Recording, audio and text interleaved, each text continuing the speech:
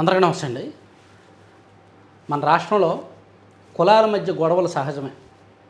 సహజమే మీన్స్ ఇంటర్నల్గా ఉంటాయి, ఆధిపత్యాలు ఉంటాయి. ఒకప్పుడు ఇంకా ఎక్కువ ఉండేవి, ఇప్పుడు కాస్త తక్కువగా ఉన్నాయి, అంతర్గతంగా ఉన్నాయి. కులాంతరాలు, కులస్వామ్యాలు, కుల అహంభావాలు, మాది పెద్ద కులం, కుల పెత్తనాలు ఇవన్నీ కూడా ఉంటాయి, కానీ ఇంటర్నల్గా ఉంటాయి. సమయం సందర్భం వచ్చినప్పుడు బయట పెడుతుంటారు కొన్ని కులాల వాళ్ళు.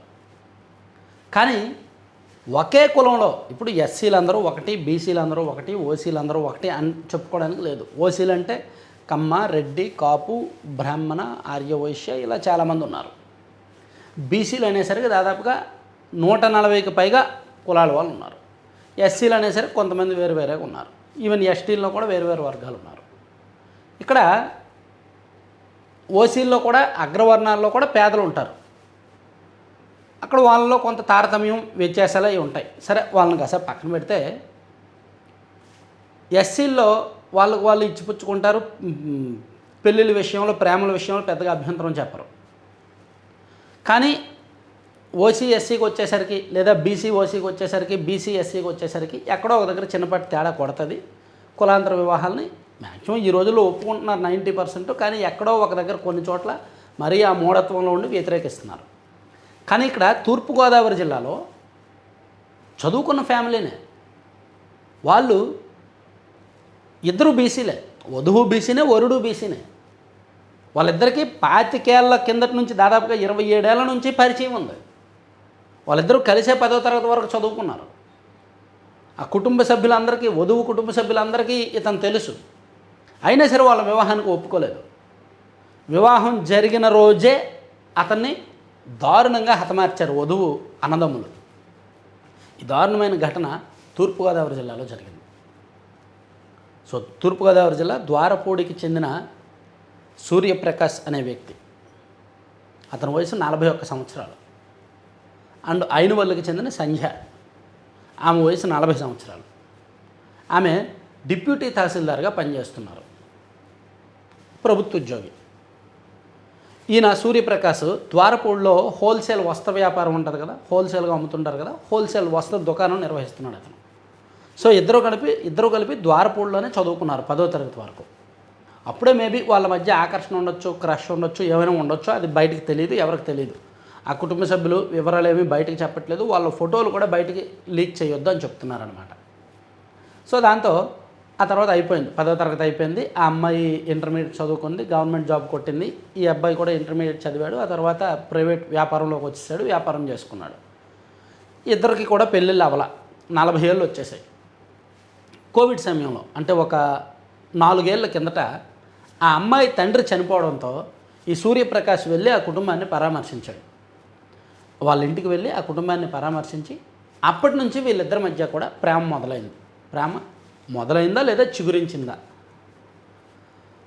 అంటే అంతకు ముందే పరిచయం ఉంది కాబట్టి, ఇద్దరూ కలిసే చదువుకున్నారు కాబట్టి, ఇద్దరికి 35 ఏళ్ళు పైబడిన పెళ్ళిళ్ళు అవ్వలేదు కాబట్టి, మేబీ అంతకుముందున్న పరిచయము అండ్ అప్పుడున్న ఆకర్షణ కారణంగా 35 ఏళ్ళు పైబడిన తర్వాత లైఫ్లో సెటిల్ అయిపోయాం కాబట్టి ప్రేమగా మారి ఉండొచ్చు.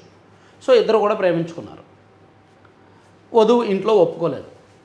ఇద్దరు బీసీలే, కాకపోతే వేరు కమ్యూనిటీలు అంతే. దట్ మీన్స్ వాళ్ళ కులవృత్తి వేరే ఉంటుంది, వీళ్ళ కులవృత్తి వేరే ఉంటుంది. వధువు ఇంట్లో ఒప్పుకోలేదు.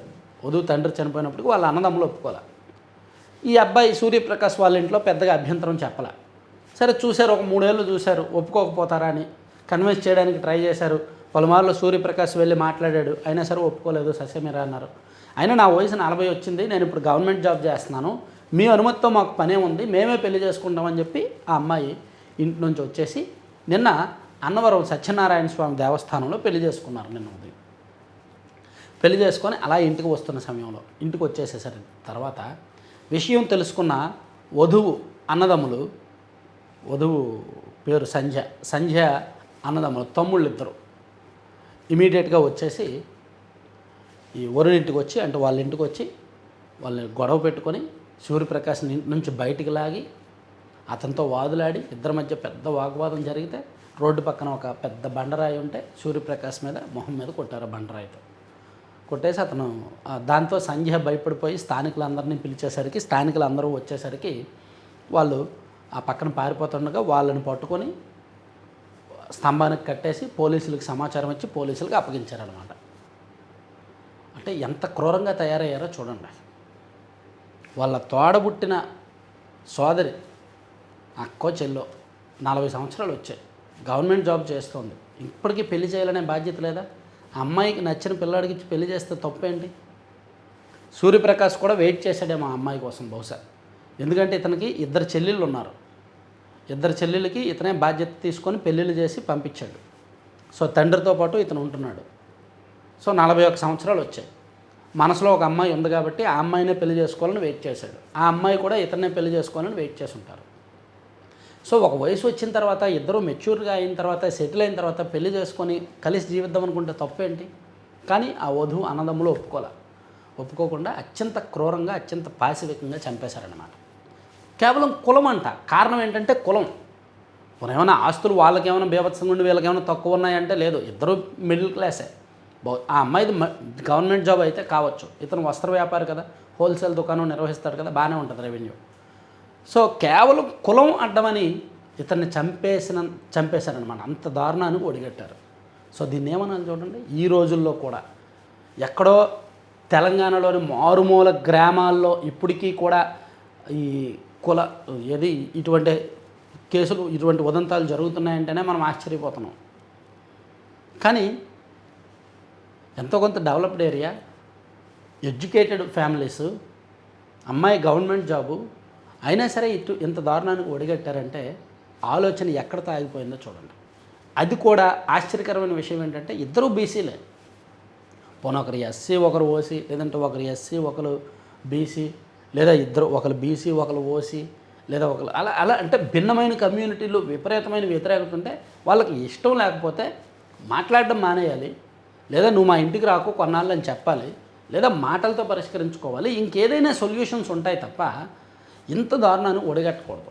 ఈ రోజుల్లో కూడా ఈ కులాంతరాలు చూడడము, కుల వ్యత్యాసాలు చూడడము, కులం పేరుతో దూషించడాలు, కులం పేరుతో వ్యతిరేకించడాలు చాలా దారుణం అన్నమాట. సో ఇటువంటి వాళ్ళని పోలీసులు కూడా ఉపేక్షించకూడదు. అసలు చట్టాలు న్యాయాలు అని కాదు, వాళ్ళని ఇమీడియట్గా కఠిన చర్యలు తీసుకోవాలి, కఠిన శిక్షలు దించాలన్నమాట. చాలా దారుణం జరిగింది. దీని మీద మీ కామెంట్ ఏంటి అనేది, మీ అభిప్రాయం ఏంటి అనేది తెలియజేయండి. ఆంధ్రప్రదేశ్లో ఇటువంటి జరగడం అరుదే నేను అనుకోవడం. తెలంగాణలో ఆ మధ్య సూర్యాపేటలో ఒకటి జరిగింది ఒక 4 ఏళ్ల కిందట, అండ్ ఖమ్మంలో ఒకటి జరిగింది 2.5 ఏళ్ల కిందట. ప్రతి సంవత్సరం 2 సంవత్సరాలకి తెలంగాణలో అప్పుడప్పుడు జరుగుతూ ఉంటాయి. కానీ ఆంధ్రప్రదేశ్లో ఇటువంటి జరగడం చాలా అరుదు.